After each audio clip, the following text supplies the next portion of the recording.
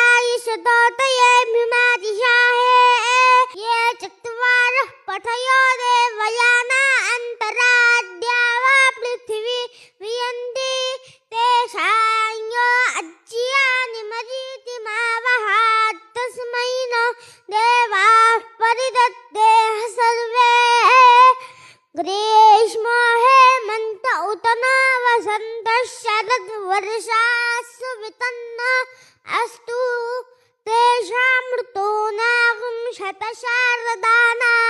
वात एषा मभये स्याम इदुवत्सर